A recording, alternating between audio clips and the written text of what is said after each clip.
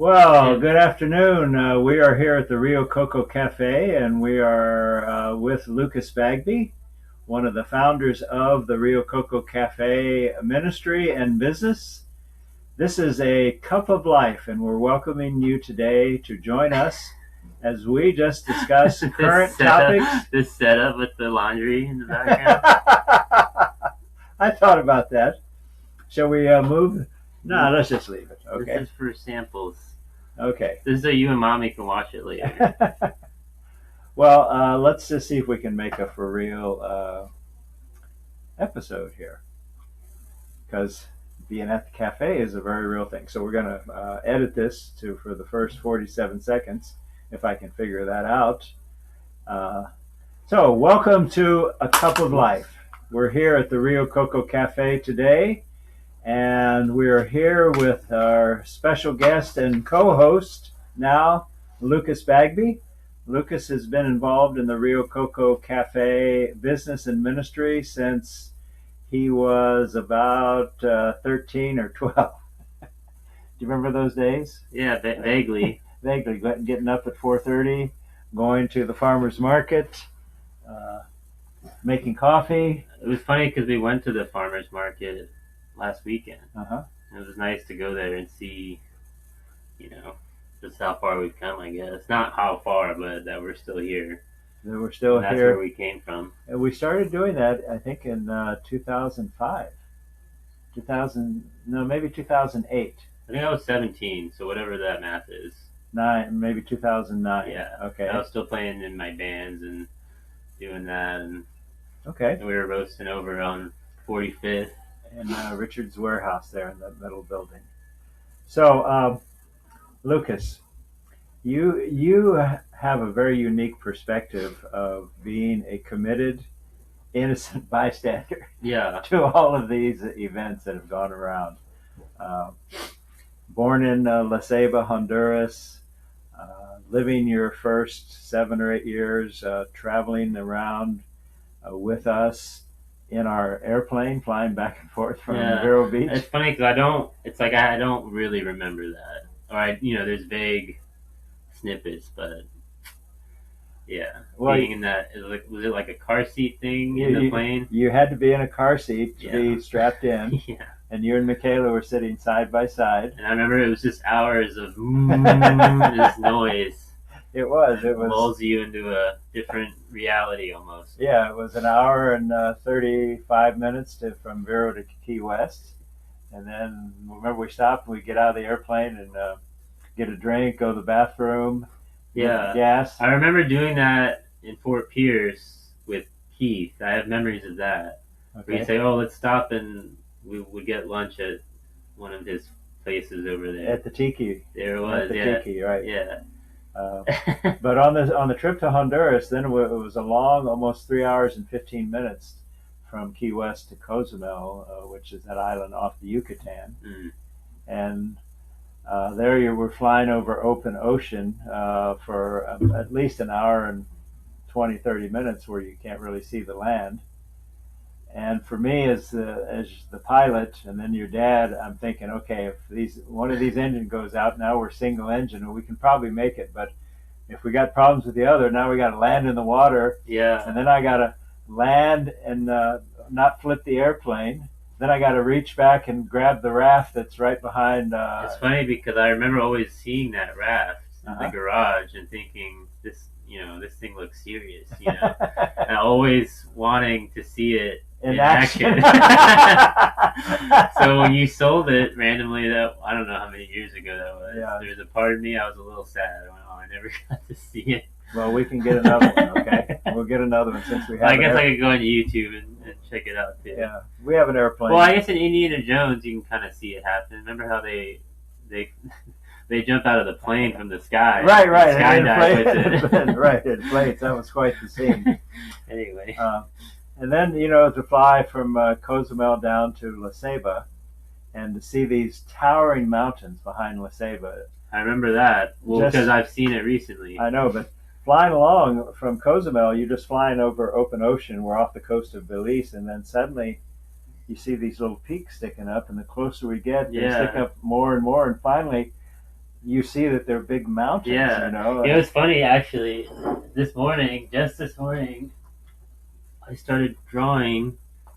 Not this, but where is it at?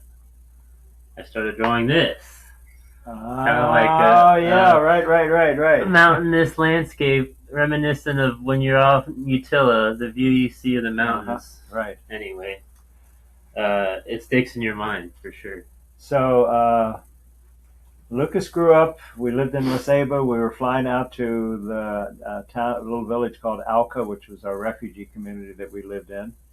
We had a pet spider monkey, and we had a deer as a pet for a little while.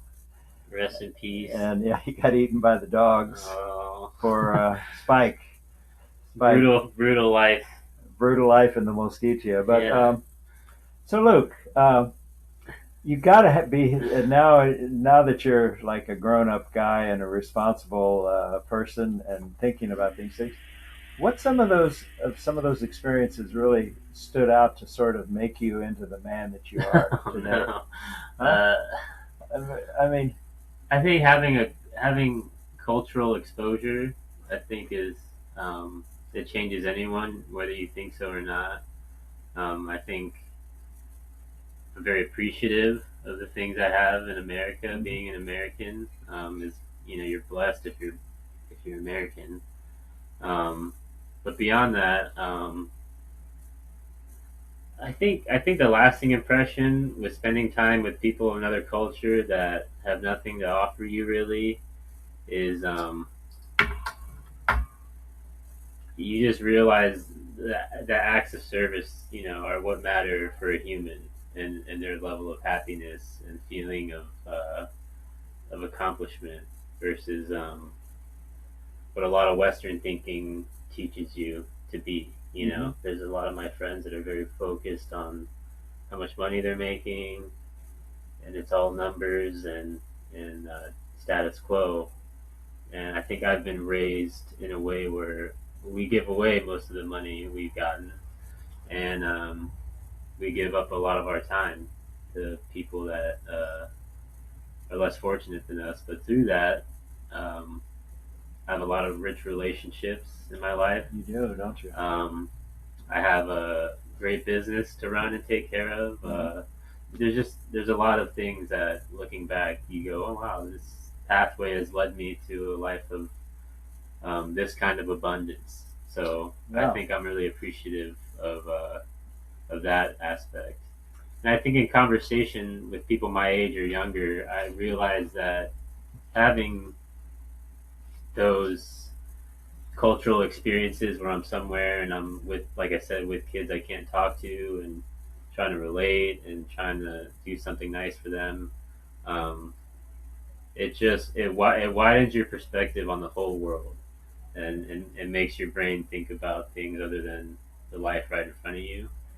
And I find myself in conversation a lot, and someone will say something that is very small world thinking, and it makes me realize, oh, I've been blessed with perspective, and I can see things maybe from a bit wider than maybe this person is able to. So, Well, I remember a number of times we'd be downriver in our communities down from West Palm, and excuse me, visiting our schools, and you would be the only white kid right, on the river, yeah. and you couldn't. Well, anyone we were there with too, right? It was like a group of us, or if it was just, yeah, And I often saw you and took pictures of you. You're standing there, and these kids are talking to you, and you're just. I think you're just trying to find any sort of connection point, yeah, with them. yeah. It's yeah. Thinking back, yeah, it's a long time ago now, but yeah, the language barrier. It's funny because you can still play sports, or Right. there's a lot of things you can do. We would use a slingshot, and And aim at stuff. and those guys were pros with Yeah, the they were so good. sunshine. But yeah, kids find a way. I think sometimes better than adults can. Well, I remember you and Michaela.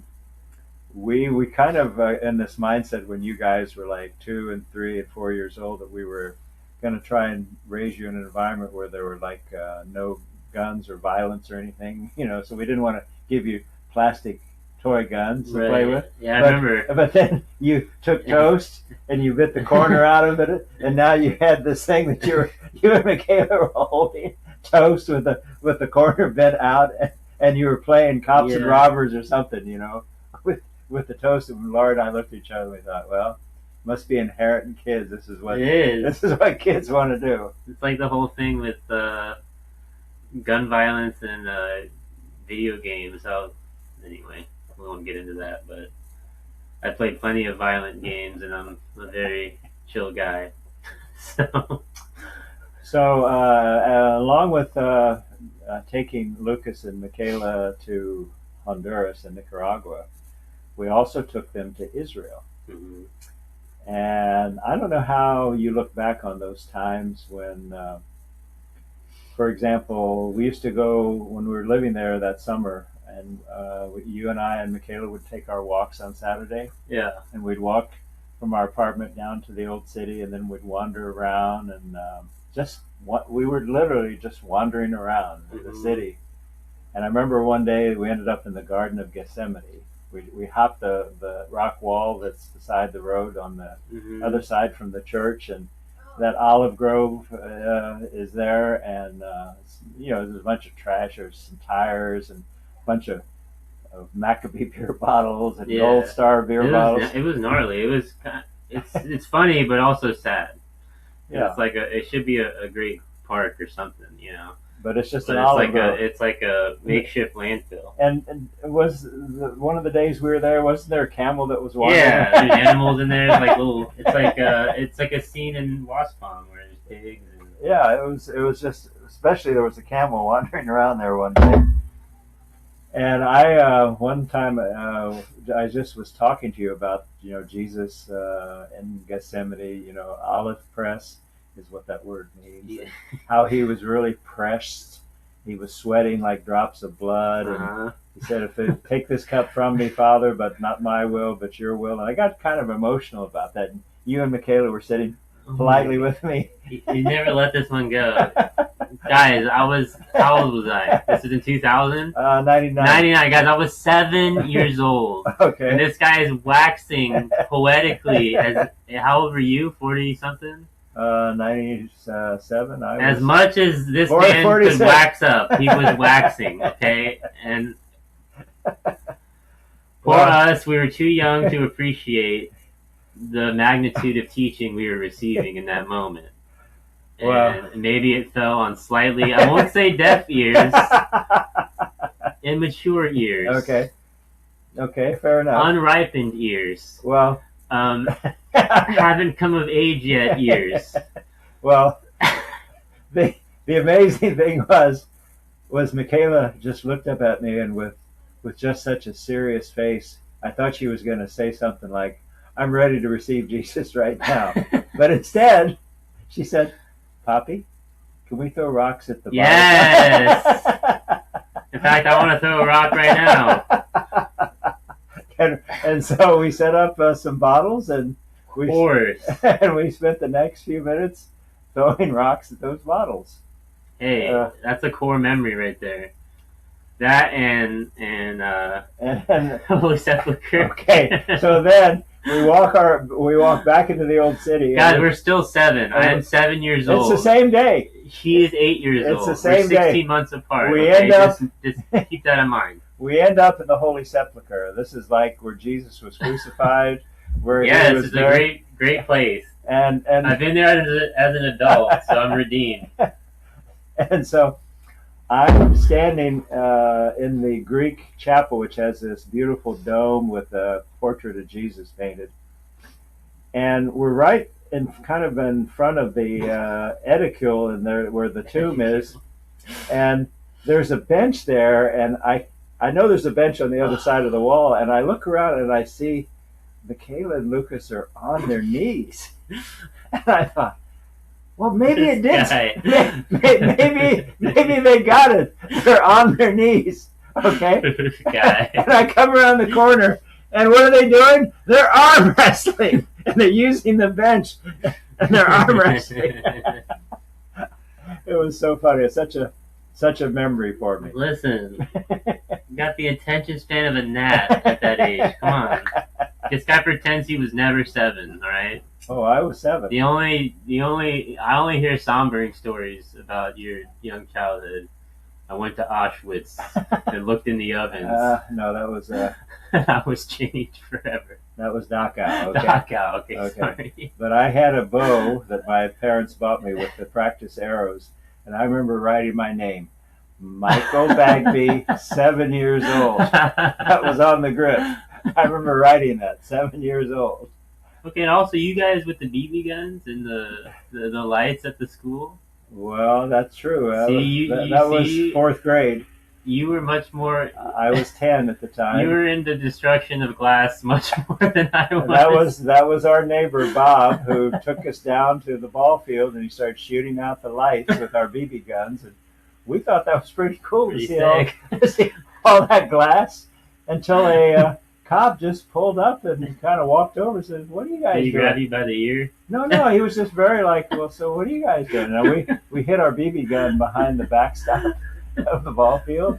He went over and picked it up. He said, "Come on, boys, we got in trouble." Yeah, you never did it again, right? Well, so anyway, the destruction of glass, it's in the DNA, all right? I never made all that to say. I never made that connection. All that to say. And also, it's funny, this is random, but in line is, I was working yesterday with some of the girls, and they said, "What was it like growing up with Michaela? Did she ever do anything crazy or get you in trouble or make you do anything?" And I said, "Well, as a matter of fact, I almost caught the house on fire. She lit a mattress on fire and said, 'Touch it, Lukey.' And there I was, burned." Anyway. Yeah, that was... so there's a bit of a streak. Yes, in the family. Yeah, that was in our house in La Ceiba, and we were sitting out there eating, and we see this reflection of flame on our bedroom door, because that kind of had this high gloss paint, and we run in, and there's Michaela standing there, and Lucas, and there's like a 4-foot flame on top of our mattress, and we're in this old wooden house, and I was with Lee. Right, that's what I said. Luckily, our chiropractor / former fireman happened to be there. And we just rolled that mattress up and threw it out the window. Just so happened to be there. Just threw it out the window, and then... I mean, that house is like... I remember it being creaky, right, and wooden, so... It was a house that was probably built in the 1930s or 40s. It could have been a situation. Very old cypress, brought from New Orleans. Wow, actually, okay, yeah. To build that house. There's a lot of memories in that house. But, so... All right, so what about you? So now that you're here at our cafe, in regards to flying in a Piper Pacer, living in Alca, running a school project, now we're kind of, not post-school project, but it's a little different now. Yeah, we're on another phase. Yeah. So what's one of your takeaways? Well, my takeaway was that coming on what I thought was a two-week trip. Before I was even born? Yeah, this was like 84. You weren't even thought of yet. This is like... And at the time, I was a photographer, had a nice job on the Maui. I was part of a good church, and lived in a garage apartment right next to the cove. I could jump in the water in 3 minutes. My life was good. And to go for 2 weeks and end up staying for a year and a half the first time, and helping Augusto start that first school, and then coming back to Maui just to get my stuff together and then go back to Honduras, and watching this school project develop, and having money come in just every month. At one point we had 1,600 students. Right. In that early time, yeah. And I just don't know how we did that. Look back on that. And same time this airplane was given to us by Jack Dyer. He gave us this Piper Pacer, and Jack gave us this airplane, and I had to learn how to fly it, and then how am I going to maintain it? And we had, of course, Julio Santa Fe was our... I had big memories of him, too. Julio could fix anything. And then the church here in town gives us the Seneca. Now we got this twin-engine airplane, and we're having to fly it back and forth to Honduras, and we were making that trip at least twice a year for the next eight, That's the nine point years. I remember the most for Yeah, sure. Yeah. yeah. To me, it's been an incredible adventure, and the fact that I could do that and take you and Michaela and Ariel and Moselle as they came along, Yeah. that we just took you with us wherever we went, and the memories, honestly, I wouldn't trade those memories for $1 million. Yeah. You and Michaela grabbing the front of the stroller when Ariel is feeling like a queen, and all those steps in the old city where you can't push a stroller, you got to carry him. She felt like a queen. I'm holding the back, and she's just like a little queen, Yeah. This is before Moselle? And or right when just when Moselle being born the next year, we're there again, and Ariel just feeling like the queen. She still acts kind of like the queen. Actually, this is funny. I randomly you know how pictures will pop up on your eye thing. I sent this to the girls. I'll show them in a second. I said this picture goes so hard. Here's us in Tel Aviv somewhere. Like you're hanging out talking to gal. Look at Moselle's arm. Look at Aunt Lainey looking at us ladies. Look at Ariel's arm. Anyway, there's a pic of us hanging out in Israel as adults. Yeah. And there's some good friends with us in the background. And me and my sisters had a good laugh over that this morning. Yeah, well, it's to me, I think our family has been incredibly blessed with a very serendipitous existence. I mean, it really has been serendipitous. Yeah. It's it's very set apart too. The older I get, and the more I talk to friends, oh, what do you do for work, and blah blah blah. It's like, oh man, my life's pretty unique in a lot of ways, in good ways. And I'm glad I'm not. I'm glad I care about more than just the norm of surviving and place to live and yada yada. Mm-hmm. And I can't imagine in our society now with all this mental health stuff and where we're at with just everything. It's like having an eternal hope is priceless. It's priceless, and it's more than you can put into words, really. Right. And when I think of days where I've been mad or pissed or feeling lost or what have you, it's like, well, I still have that, and that's a big part of the equation, as far as getting up and going the next day, even though I don't want to, things like that. And so I think, yeah, when you ask me the question of like, oh, what was that experience like, that put me on the pathway of having this perspective now. Yeah, and honestly, look, one of the things that I have found to be the most valuable for these times is that we lived on the Cocoa River, and we slept on the floor with blow-up little air mattresses, and we had mosquito net over us, or we were inside of a tent because the bugs were so thermarest pad. Yeah. And the bugs were so thick we couldn't really, we had to really stay inside our tent or our mosquito net. Then the next morning we're up, and what do? We walk down to the river, and it looks kind of like the coffee we brew. It looks like the day we brew. You can see it in the background right now. Okay. You can see it right there, up there. Oh, wait. Right. I'm reversed. Right there. Yeah. Okay, there it is. And it's the same color as the sand, but darker. It looks like kind of like a light roast brew, Yeah, something. And we jump into that because that's our morning ritual. And one of the first times that, as a baby, I took you down there, and I said, Lucas, do not open your mouth and drink any of this water, And then we're washing you off, and then the next thing you stick your head in the water, and then you come up and you're spitting out water. Guess what happened? Sick? Diarrhea. Oh, yeah. Okay. Michaela did the same thing. That's right. Those bacteria made me stronger. That's right. It was. That's why your immune system is so good. Yeah. But just living in those days when we were there, that the thing that we had to look forward to was talking to our friends, eating at Casalita's house, and she's going to serve us some beans that she grew, probably, and rice probably that she grew, and we would probably bring. I think we brought chickens down, frozen chickens from West Palm sometimes, or whatever The mystery meat crazy oatmeal. and oatmeal. Yeah, we brought eggs with us, so our diet was pretty simple. Yeah. And we would be walking around our communities, our villages there. And then the thing that I always looked forward to was jumping in the river at the end of the day and cooling off because it was so Yeah. hot.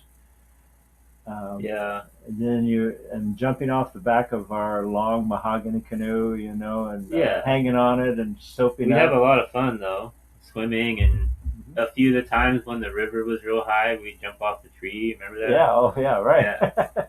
Pretty wild. But who gets to experience that here Yeah. in America? Not many. And I feel like that's very foundational to my life in America in 2026 is the serenity of living in the fourth world and not having communication to disturb you and not really knowing what's going on in the world. Yeah. Laura and I missed the whole Berlin Wall coming down. We're living in Alca.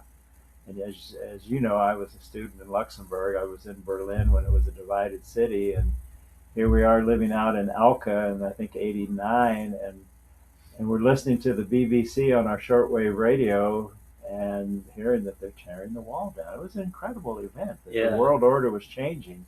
Right. But Then you're out there in the real boonies. Really. so I think that's something that I value a lot. And to see God moving as He has done in our lives with that school project, with our trips to Israel that somehow we were able to do, and obviously that was part of His plan. Making friends with people like Roy and Mary Kendall and Yair and Anna Pinto, and Tim and Martha, and these are like such quality people in the world that we get a chance to be friends with. Randy and Dottie. Yeah. Um, That's a big one. yeah, just the Lord has just really blessed us with a life experience that's very unusual, Yeah. like no other. And so I just think in this season ahead, there's going to be even more of that Yeah. for us, and I'm really looking forward to it. Well, it'll be fun to chronicle that with some modern tech. Now we have the newsletter, Mm-hmm. and now we'll have this. And so what we hope to do is to have Okay. these conversations and to just to talk about the perspective of living a life where you allow God to have permission to do what He wants to do, and when you do that, amazing things do happen. Definitely. It And costs, we're sitting here in one of them. yeah. Who would think that the idea to start a coffee business, because we went up to the Young Life Farm in Nicaragua and we met our missionary friends there, Jim and Sarah Hornsby, and they're growing coffee on their farm, selling it to Starbucks, making money to bring their kids up to their camp. And it was like, we could do this and make some money for our teachers.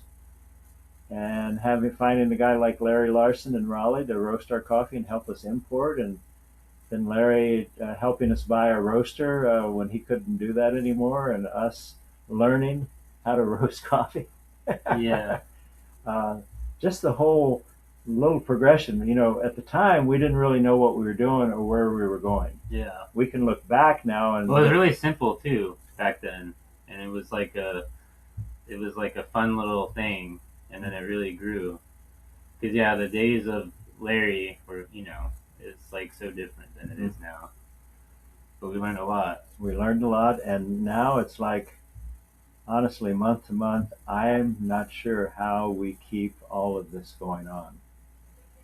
I am. It's because it's God favors it, I think. It does. And then once He doesn't, we'll do the next thing He wants us to do. So, Lucas, you were just in our cafe on Utila. You were there at the very beginning.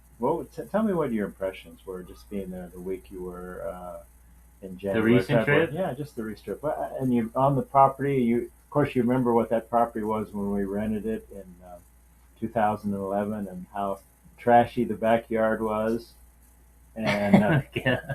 and just a small little two-bedroom house we were living in with that small kitchen and small bathroom. And Yeah. uh, what was your feelings when you saw that? It's Now, the way it is now. yeah, it's like a Willy Wonka castle now. It's a it's amazing, really. It's deluxe, and we've transformed that property into something very noteworthy, and it stands out on the island. And now it's a place that I would choose to go for fun, just for fun, Hmm. versus feeling like a work thing. Um, yeah, and but it's funny because all that property has changed a lot, and we've been able to grow it. But it's like the island itself is still to me very much the same as when Hmm. we first got there. Maybe a few new spots, but the vibe and the people you meet, the type of experience you can have if you choose it, is the same. But the fact that we're still there and things are still intact and our property is better than ever is a big sign to me that we're supposed to be there. And Right. The and fact that we can actually yeah, pay because for it all. right, Right? and there's a lot of complication with running a business there, like the espresso thing, sending parts, you gotta wait a week, yada yada. Um, so anyway, for us to still be there, I am. It feels a bit surreal, but also in line with us following what God has for us. I think we're on the cusp now of a new chapter there, Yeah, and definitely a new season that we're going to see a lot of harvest, a lot of fruit yeah, for the kingdom. yeah, and the crew that we have this year is up there with there's the A tier and the S tier. They're maybe in the S tier. S tier. Maybe What's the S? it's like special, Special. like above excellent. Yeah. It's an internet thing. People make tier lists. Okay, so A tier is just normally excellent people, but then there's the one above it. Like yeah. S tier. So like we would put Golden Monkey beer in the S tier, and we Okay. maybe would put uh, Stella in the A tier. Okay. Okay. Or we would put Timor White Star probably in the S tier. Yeah. Maybe Yirgacheffe.